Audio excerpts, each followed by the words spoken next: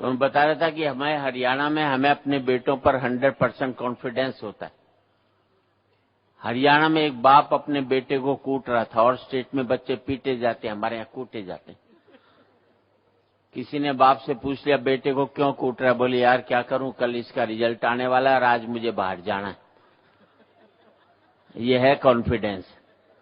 मालूम है 100% फेल होगा तो इसको आज ही पीट करके चलो। अच्छा, मैं तो Shri Ram college of commerce में पढ़ा, बेस्ट कॉलेज माना जाता है। सेकंड ईयर में फेल हो गया। मैंने अपने बाप को 6 महीने तक पता नहीं लगने दिया कि मैं फेल हो गया। इसे कहते हैं मैनेजमेंट। ये एमबीए वाले क्या खा करके करेंगे जो मैंने किया था। और 6 महीने बाद मेरे दोस्त ने बापू से शिकायत की कि सुरेंद्र शर्मा फेल हो गया। तो बापू ने कहा फेल हो गया तो क्या हो गया, इम्तिहान कोई कुंभ का मेला है जो 12 साल में आएगा, अगले साल दे लेगा, इसमें क्या फतारी है। हम बच्चों को इतना तनाव देते हैं कि आज 5वीं 6ठी क्लास के बच्चे आत्महत्या करने लग गए। हमने बच्चों का बचपन मार करके रख दिया। इससे बड़ा अपराध माँ बाप कभी भी जिंदगी में नहीं कर सकते।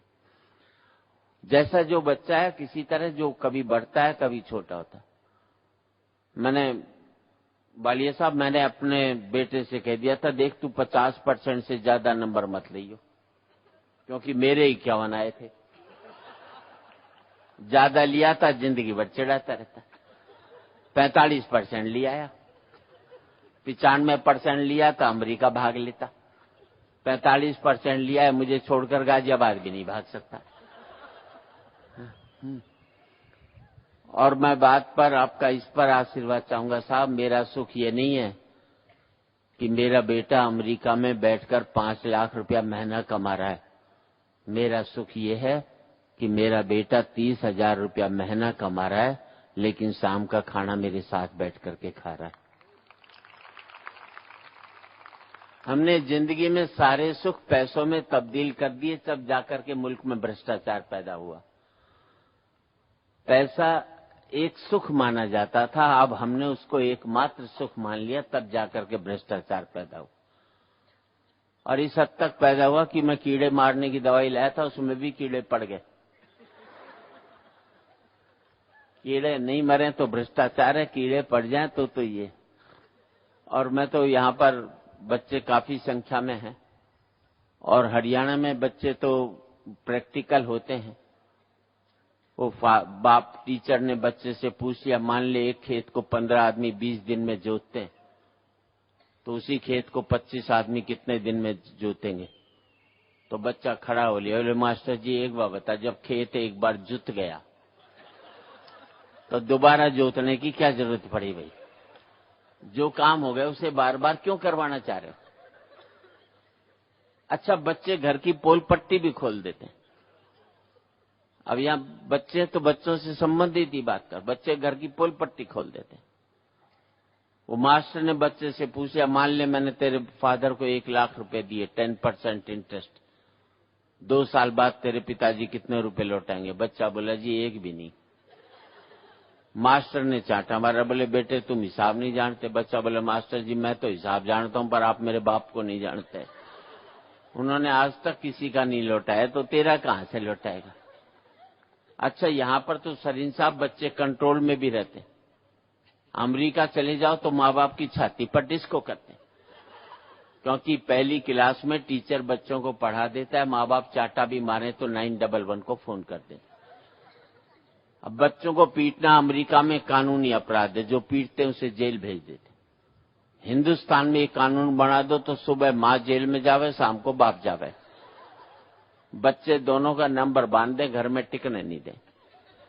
अच्छा, हिंदुस्तान में बाप अगर बेटे को नहीं कूटे तो उसकी आत्मा ही शांत नहीं होती, क्योंकि उसके बाप ने उसे कूटा हुआ होता है, तो बदला निकालता है। तो मेरे दोस्त न्यू जर्सी में रहते हैं अमेरिका में, उन्होंने अपने बेटे के चांटा मार दिया। बेटे ने पुलिस को फोन कर दिया, पुलिस आ गई, बाप को पकड़ लेगी, जेल में ठूस दिया। बेचारा जेल काट कर आया, बच्चे को मना कर लाया, बड़े प्यार से रखा। 10-11 महीने बाद छुट्टी हुई तो हिंदुस्तान लौटा, तो दिल्ली हवाई अड्डे से बाहर निकलते ही बाप ने जूता निकाला। और बच्चे को घर तक कूटता हुआ ले गया। साले अब कर थाने में फोन, देखें कौन तुझे बचा। हंसने की बात नहीं, तब मुझे पता लगा ये अमेरिका में जो भारतीय वो हर साल हिंदुस्तान क्यों आते हैं।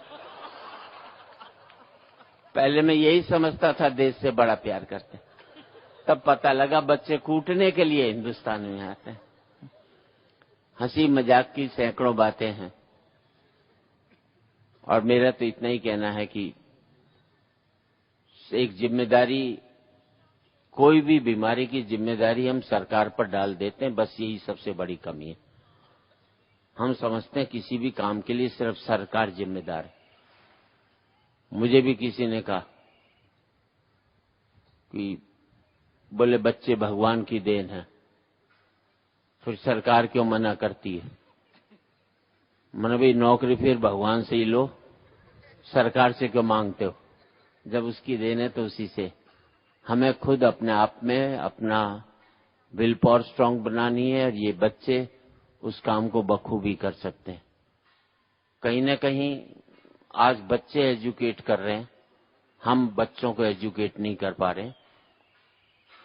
मैं कहीं 4 पंक्ति कहना चाहता हूं आपकी, क्योंकि कलाम साहब की 2 पंक्तियां याद हैं कि सपने वो नहीं होते जो आप सोते हुए लेते हैं, सपने वो होते हैं जो आपको सोने नहीं देते।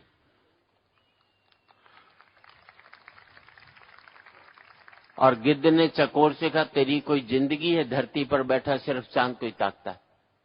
मुझे देख क्या मैं ऊंचा उड़ता हूं, क्या मेरी उड़ान है। तो चकोर ने जवाब दिया ऐसी ऊंचाई और उड़ान से क्या फायदा जिसमें नजरें धरती पर पड़े मुर्दों को ही देखती रहती हैं। मैं धरती पर रहता हूं लेकिन सोच में चांद रखता हूं, तो आसमान में उड़ता है लेकिन सोच में मुर्दे रखता है। आप कहाँ रहते हैं ये महत्वपूर्ण नहीं है, आपकी सोच कहाँ बैठी है वो ज्यादा महत्वपूर्ण होती है। और सबसे बड़ी चीज इस मुल्क में जो सबसे बड़ी कमी है कि जो सर्विसेज हैं हमने उसको इंडस्ट्री बना दिया। मैं चाहूंगा ये मेडिकल एक सर्विसेज है, इसको